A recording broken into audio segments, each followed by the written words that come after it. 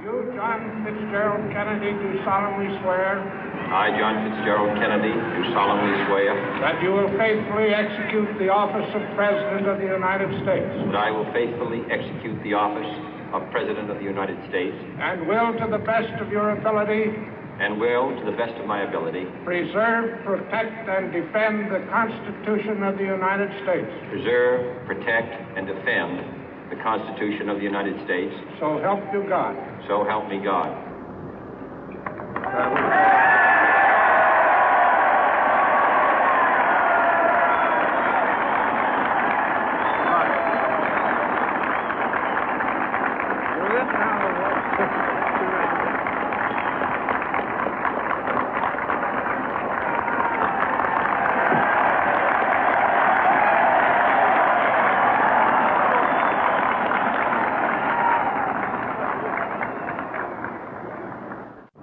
Vice President Johnson, Mr. Speaker, Mr. Chief Justice, President Eisenhower, Vice President Nixon, President Truman, Reverend clergy, fellow citizens. We observe today not a victory of party, but a celebration of freedom, symbolizing an end as well as a beginning, signifying renewal as well as change.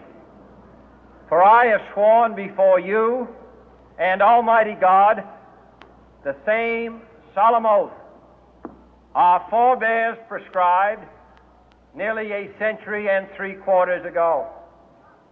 The world is very different now, for man holds in his mortal hands the power to abolish all forms of human poverty and all forms of human life. And yet the same revolutionary beliefs for which our forebears fought are still at issue around the globe. The belief that the rights of man come not from the generosity of the state, but from the hand of God. We dare not forget today that we are the heirs of that first revolution. Let the word go forth from this time and place to friend and foe alike that the torch has been passed to a new generation of Americans born in this century, tempered by war, disciplined by a hard and bitter peace, proud of our ancient heritage, and unwilling to witness or permit the slow undoing of those human rights to which this nation has always been committed and to which we are committed today at home and around the world.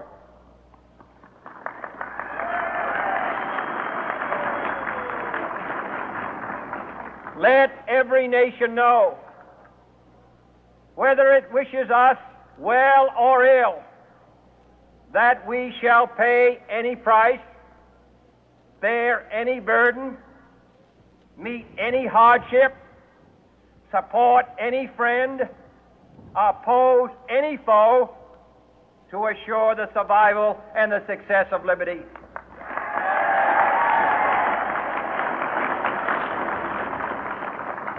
This much we pledge and more. To those old allies whose cultural and spiritual origins we share, we pledge the loyalty of faithful friends. United, there is little we cannot do in a host of cooperative ventures. Divided, there is little we can do, for we dare not meet a powerful challenge at odds and split asunder. To those new states whom we welcome to the ranks of the free, we pledge our word that one form of colonial control shall not have passed away, merely to be replaced by a far more iron tyranny. We shall not always expect to find them supporting our view, but we shall always hope to find them strongly supporting their own freedom, and to remember that in the past, those who foolishly sought power by riding the back of the tiger ended up inside.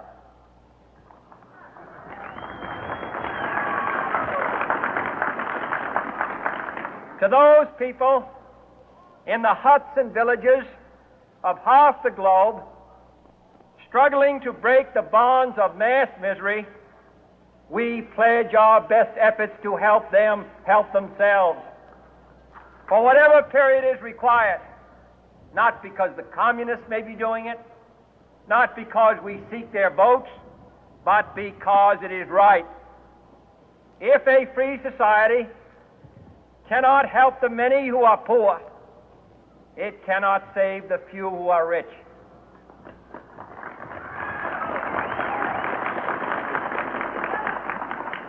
To our sister republics south of our border, we offer a special pledge to convert our good words into good deeds, in a new alliance for progress, to assist free men and free governments in casting off the chains of poverty. But this peaceful revolution of hope cannot become the prey of hostile powers. Let all our neighbors know that we shall join with them to oppose aggression or subversion anywhere in the Americas. And let every other power know that this hemisphere intends to remain the master of its own house.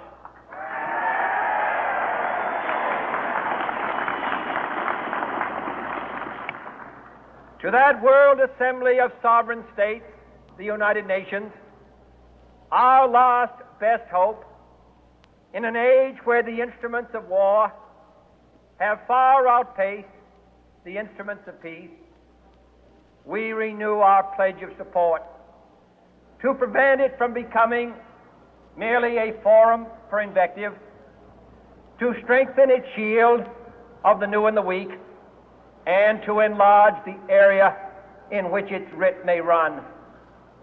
Finally, to those nations who would make themselves our adversary, we offer not a pledge, but a request that both sides begin anew the quest for peace.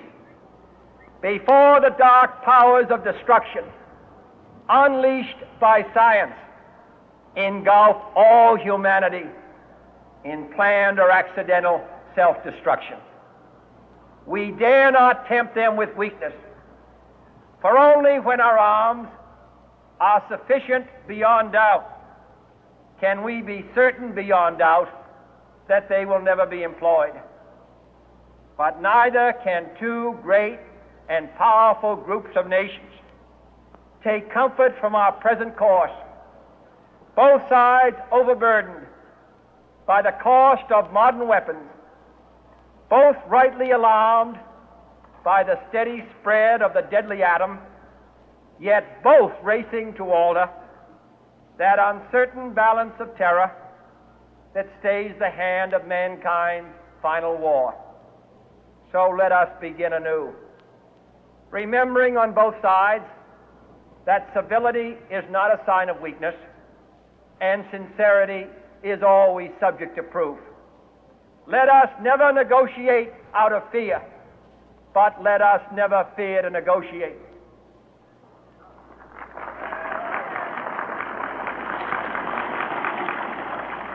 Let both sides explore what problems unite us, instead of belaboring those problems which divide us.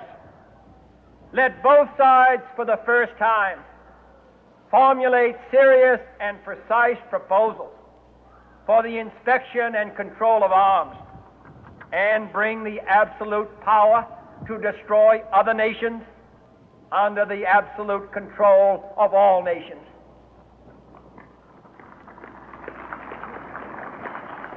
Let both sides seek to invoke the wonders of science instead of its terrors. Together, let us explore the stars, conquer the deserts, eradicate disease, tap the ocean depth, and encourage the arts and commerce.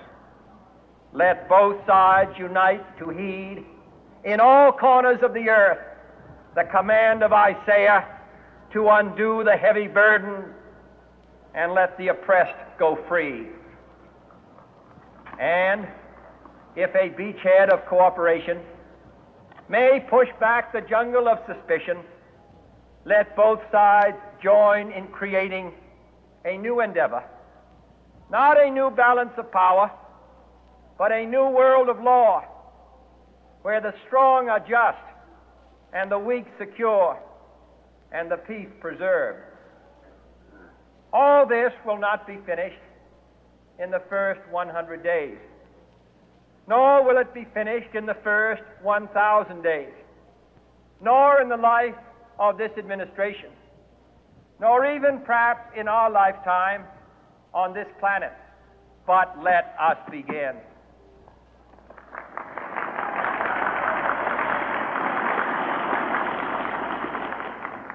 In your hands, my fellow citizens, more than mine, will rest the final success or failure of our course. Since this country was founded, each generation of Americans has been summoned to give testimony to its national loyalty. The graves of young Americans who answered the call to service surround the globe. Now the trumpet summons us again, not as a call to bear arms, though arms we need, not as a call to battle, though in battle we are, but a call to bear the burden of a long twilight struggle, year in and year out, rejoicing in hope, patient in tribulation, a struggle against the common enemies of man, tyranny, poverty, disease, and war itself. Can we forge against these enemies a grand and global alliance, north and south, east and west, that can assure a more fruitful life for all mankind? Will you join in that historic effort?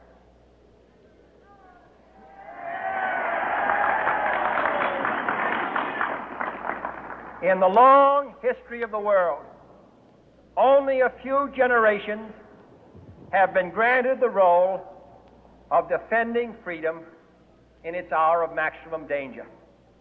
I do not shrink from this responsibility. I welcome it.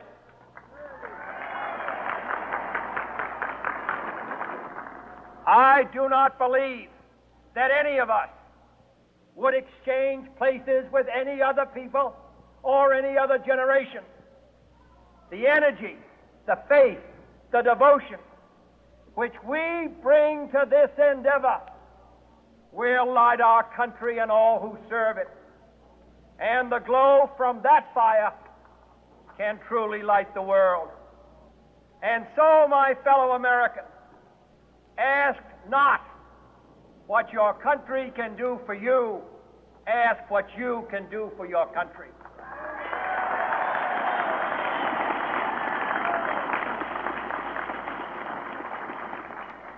My fellow citizens of the world, ask not what America will do for you, but what together we can do for the freedom of man.